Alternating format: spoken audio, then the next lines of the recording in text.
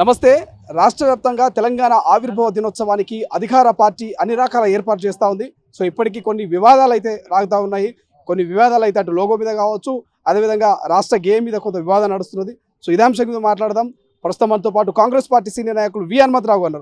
హనుమంతరావు గారు, తెలంగాణ ఆవిర్భావ దినోత్సవానికి ఏర్పాట్లు ఏడాదాకా వచ్చినాయి? చాలా బాగా జరుగుతున్నాయి. పోదాం పర్యటన గ్రౌండ్లో ఎట్లుందో చూద్దాం. నేను కూడా చూడలే, బాగుంటుంది. ఎందుకంటే తెలంగాణ ఇచ్చిన తల్లి సోనియా గాంధీ వస్తున్నది, దానికి సంబరం చేస్తున్నాం. ఎందుకంటే మొట్టమొదటి ముఖ్యమంత్రి ఆయననే కాబట్టి తెలంగాణ వచ్చిన తర్వాత తప్పనిసరిగా తెలంగాణలో మేము ఏ విధంగా అభివృద్ధి చేస్తాం, గత ప్రభుత్వాలు ఏం చేసినాయి, మేము ఇచ్చిన వాగ్దానాలు 6 డిక్లరేషన్ చేస్తా అని చెప్పడానికి ఆనాడు కూడా ప్రభుత్వం రాగానే సోనియా గాంధీని పిలిచాము.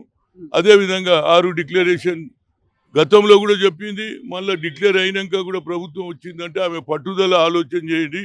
తెలంగాణలో ఇచ్చిన వాగ్దానాలు, తెలంగాణ కావాలని 1200 మంది చనిపోతే ఇస్తాన్నది ఇచ్చింది. ఆమెకు ఆంధ్రలో అన్యాయం జరుగుతుందని తెలిసి కూడా ఇచ్చిందంటే ఆమె ఆలోచనను ఇంప్లిమెంట్ చేయడానికి రేవంత్ రెడ్డి కృషి చేస్తున్నాడు. మా పూర్తి సహకారం ఉంటుంది అనేది నా ఉద్దేశం. ఈ చిహ్నం మార్పులు కావచ్చు, ఆ గేయంలో ఉన్నటువంటి కొన్ని మార్పులు కావచ్చు, చర్చనీయాంశంగా మారింది, వివాదంగా మారింది. ఎట్లా చూస్తారే? ఇక వివాదం అపోజిషన్ వాళ్ళకి ఏం పని లేదు, వివాదమే కావాలి కదా. ఆ బొబ్బు ఏమైంది, ఈడేమైంది, మీరు ఏం చేసిర్రు? మీ పీరియడ్లో 120 మంది టెలిఫోన్ ట్యాప్ చేస్తారు, జడ్జిలకు చేస్తారు, పాలిటీషియన్ చేస్తారు, బిజినెస్ మెన్ చేస్తారు. ఏంది ఇది? మేము కూడా 60 ఏళ్ళు ప్రభుత్వంలో ఉన్నాం. ఈ టెలిఫోన్ ట్యాపింగ్ మాకు తెలియదు బాబు, కొత్త తరీఖు వచ్చింది. ఎవడేం చేస్తున్నాడు, డబ్బులు ఎక్కడికి వెళ్ళి వస్తున్నది, ఎట్లనన్నా ఓడగొట్టాలి, ఓడిపోతామని ఆయన్నే ఒప్పుకున్నాడు కదా.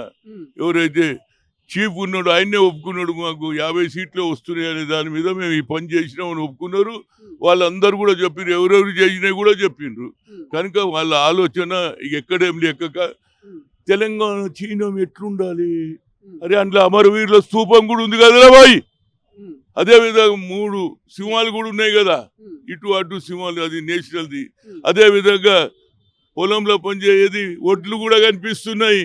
తెలుగు ఉన్నది, ఇంగ్లీష్ ఉన్నది, హిందీ ఉన్నది, ఇంకేం కావాలరా బాబు, ఉర్దూ కూడా ఉన్నదిరా బాబు. ఇక నీకు ఎందుకు రా పంచాయతీ? వాళ్ళకంటే ముందు మీరు లొల్లి పెడుతున్నారు రా చార్మినార్ గురించి. ఏమి లేదా, ఆయననేమో ఏది వరంగల్లా కాకతీయ వర్షంని కథం చేయొద్దు. అరే కొత్త శకం వచ్చింది, కొత్త ఆలోచన వచ్చింది, మంచిగానే చేస్తుండనేది ఉద్దేశం. ఇది 4 రోజులే లొల్లి. చార్మినార్ దగ్గర కొందరు కూర్చుంటారు, కొందరు ఏది కాకతీయ గేట్ దగ్గర కూర్చుంటారు. అది అయిపోతుంది, మా పని జరుగుతూనే ఉంటుంది. మేము ఇచ్చిన వాగ్దానం రేవు సర్కార్ మాకు ఇచ్చిండ్రు, ప్రజలకు జవాబుదారీ వీళ్ళకి కాదు. వీళ్ళు ఎంతసేపటి లొల్లి పెట్టే కార్యం. మీరేం చేసిర్రా బాబు, ఎవరికి సాయం చేసిర్రు చెప్పు? ఈడ రైతులు చచ్చిపోతే నువ్వు తీసుకుపోయి పంజాబ్ ఏది, అదేవిధంగా బీహార్లో ఇచ్చొస్తావు పైసా, ఈడిచ్చినావురా పోయి, ఎందుకు ఇవ్వలే? ఈడ మనుషులు గారా?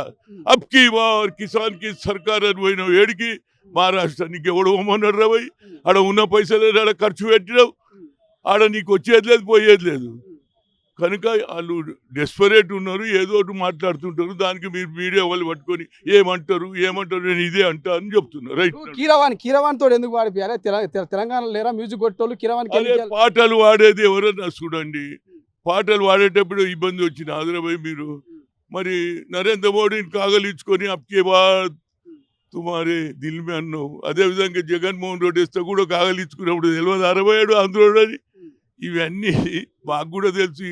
ఈ నాటకాలు కేవలం మీడియాలో లొల్లి పెట్టడానికి మనకు వస్తుంది. కార్యకర్తలకు పని లేదు కదా.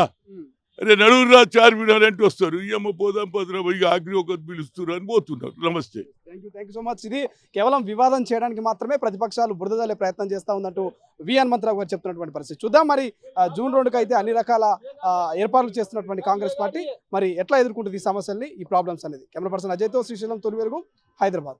అసలైన తొలి వెలుగు. ఫాలో వాట్సాప్ @తొలి వెలుగు అఫీషియల్.